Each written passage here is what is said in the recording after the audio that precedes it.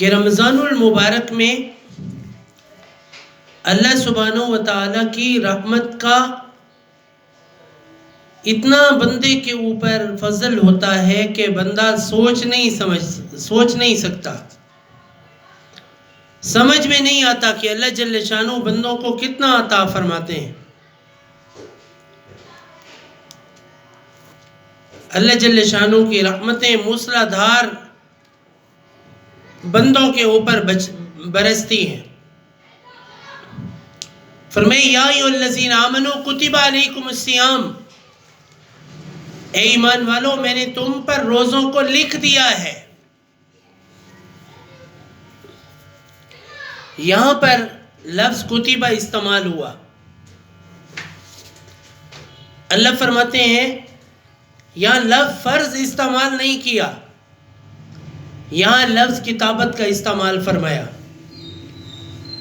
اے ایمان والو تم پر لکھ دیا ہے روزوں کو، علی الذین من قبلکم، ایسے لکھا ہے جیسے تم سے پہلے لوگوں پر لکھا تھا، لعلکم تتقون، کیوں لکھا؟ تاکہ تم تقوی والے بن جاؤ، تاکہ تسا پرہیزگار بن ونجو،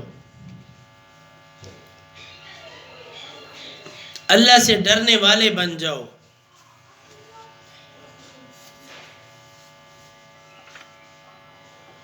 تو اللہ جل شانہ کی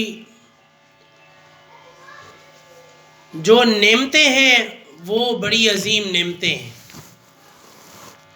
ایسا مبارک مہینہ نصیب میں اللہ تعالیٰ نے عطا فرمایا کہ اس جیسا ہے ہی نہیں۔ حدیث میں آتا ہے کہ شیطان کی چراگاہ کو اجاڑ دو، روزہ رکھو اور شیطان کے چرنے کی جگہ کو اجاڑ دو۔ کہا کہ شیطان کی چراگاہ کیسے اجاڑو؟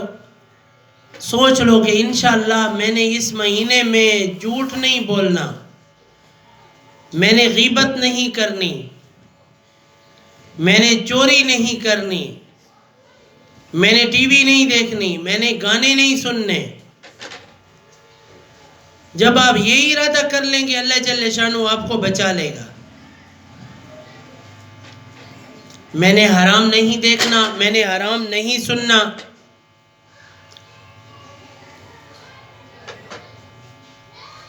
جب آپ یہ کریں گے تو اللہ سبحانہ و تعالیٰ آپ کو بچائیں گے۔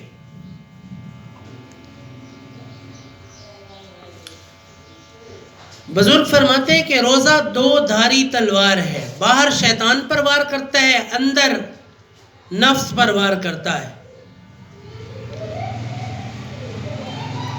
سارا دن بھوکا پیاسا رہنے کی وجہ سے نفس کا زنگ اتر جاتا ہے۔ جب یہ کیفیات ہوتی ہیں تو بندہ اللہ تعالیٰ کے نزدیک قیمتی بن جاتا ہے۔ حدیث میں آتا ہے کہ جیسے ہی رمضان کا چاند نظر آتا ہے اللہ تعالیٰ لوہے کی زنجیروں میں شیطان کو جکڑ دیتے ہیں۔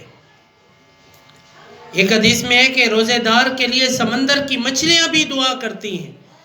ایک حدیث میں آتا ہے کہ روزے دار کی منہ کی بو اللہ کے نزدیک مشک و عنبر سے زیادہ قیمتی ہے۔ تو کتنی بڑی بڑی نعمتیں ہیں۔ حدیث میں ہے کہ جو ایک فرض ادا کرتا ہے اللہ تعالیٰ اس کو 70 فرضوں کے برابر ثواب عطا فرماتے ہیں، اور جو ایک نفل ادا کرتا ہے اللہ تعالیٰ اس کو ایک فرض کے برابر ثواب عطا فرماتے ہیں۔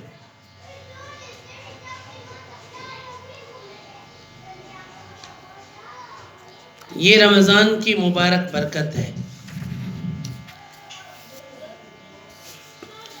اب ہمارے اندر ہے کہ ہم اپنے رب کی رحمت سے کتنا فائدہ اٹھاتے ہیں۔ فرمایا سارا سال جو نعمتیں حاصل نہیں ہوتی وہ اس مہینے میں اللہ عطا فرماتے ہیں۔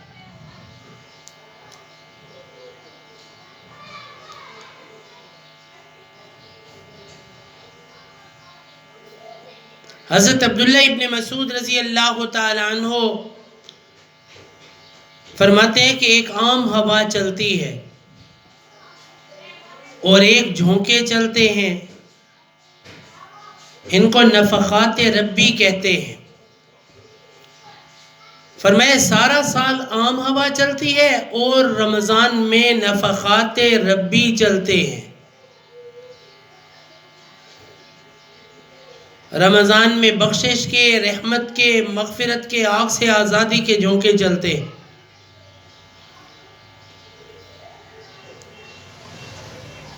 حدیث میں آتا ہے کہ جبرائیل علیہ السلام نے بد دعا کی کہ برباد ہو جائے وہ شخص جو رمضان کا مبارک مہینہ پائے اور اپنی بخشش نہ کرا سکے۔ تو ہمارے نبی صلی اللہ علیہ وسلم نے فرمایا آمین۔ اب بد دعا کرنے والا کون ہے؟ جبرائیل علیہ السلام، جو اللہ کی مرضی کے بغیر کبھی نہیں اترا۔ تو لازمی بات ہے کہ یہ اللہ سبحانہ و تعالیٰ کے پیغام میں سے ہے کہ برباد ہو جائے وہ شخص جو رمضان کا مہینہ پائے اور روزے نہ رکھے۔ دوسرے نمبر پر فرمایا برباد ہو جائے وہ شخص جو بوڑھے والدین پائے اور اپنی بخشش نہ کرا سکے، مطلب یہ کہ ان کی خدمت نہ کرے۔ تیسرا فرمایا برباد ہو جائے وہ شخص جو رسول اللہ صلی اللہ علیہ وسلم کا مبارک نام سنے اور صلی اللہ علیہ وسلم نہ کہے، یعنی حضور پر درود نہ بھیجے۔ اب یہاں فرمایا عبداللہ ابن مسعود نے کہ سب سے بڑا بدبخت وہ ہے جو رمضان کا مہینہ پائے اور اللہ کی رحمت سے فائدہ نہ اٹھائے۔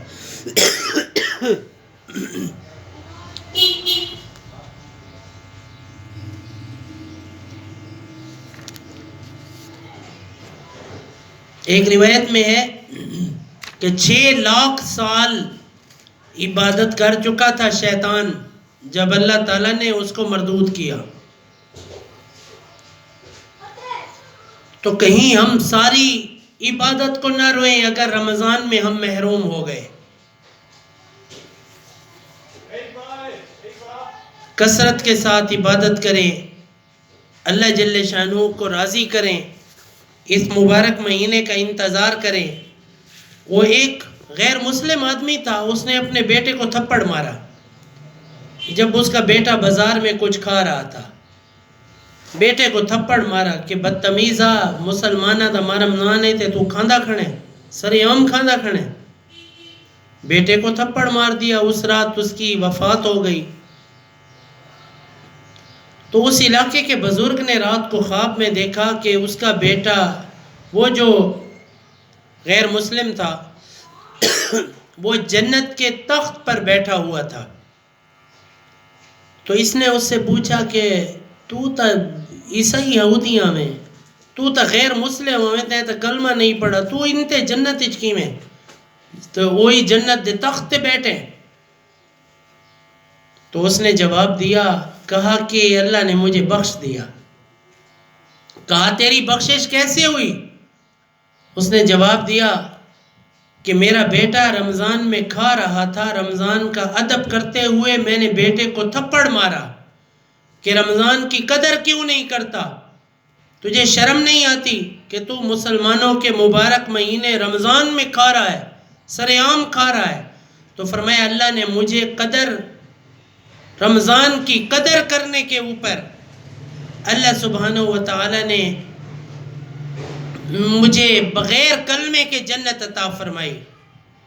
کہا کہ جب میں اللہ کے پاس پیش ہوا تو اللہ نے فرمایا کہ تو نے میرے مہینے رمضان کی قدر کی، میں تیری قدر کرتا ہوں، فرمایا مجھے جنت عطا کر دی۔ اب بیٹی روزہ نہیں رکھتی، بیٹا روزہ نہیں رکھتا تھا، اماں کھیر گندی ودی ہوندی، اماں روٹیاں گندی ودی ہے، مہینہ رمضان دے ہے بھی اماں مسلمان، دودھ پتی بڑھیں دی پئی ہے رمضان دے مہینے۔ مہمان کی مہمان نوازی جائز ہے، اسی طرح بیمار آدمی کی خدمت کرنا اگر اس نے روزہ چھوڑا ہوا ہے جائز ہے. اسی طرح اگر کوئی مسافر آیا ہے دور کا سفر کر کے اس کی بھی مہمان نوازی جائز ہے. یہ نہیں جو پتر 10 بجے اٹھتا پی ہے اماں اندے واسطے چاہ تیار کیتی پئی ہے وہ آپ نہیں ویندا بھئی روزہ کونی شرم آندیس اماں زندہ باد اماں روزے خورم واسطے ودی ہے پھر دی. یہ جائز نہیں ہے. کہیں اللہ آپ سے ناراض نہ ہو جائے. آپ کا روزہ بھی اللہ منہ پہ مارے گا کہ تم میرے رمضان کی قدر نہیں کرتی اور خود روزے پیش کرتی ہو.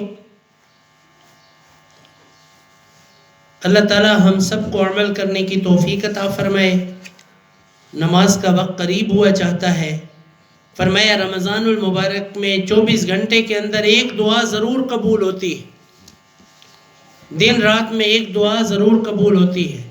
ایک حدیث میں آتا ہے کہ سحری کے وقت کی دعا رد نہیں ہوتی. دوسری حدیث میں آتا ہے کہ افطاری کے وقت کی دعا رد نہیں ہوتی. تیسری حدیث میں ہے کہ رات کو اللہ جل شانہ کی طرف سے دعا رد نہیں ہوتی.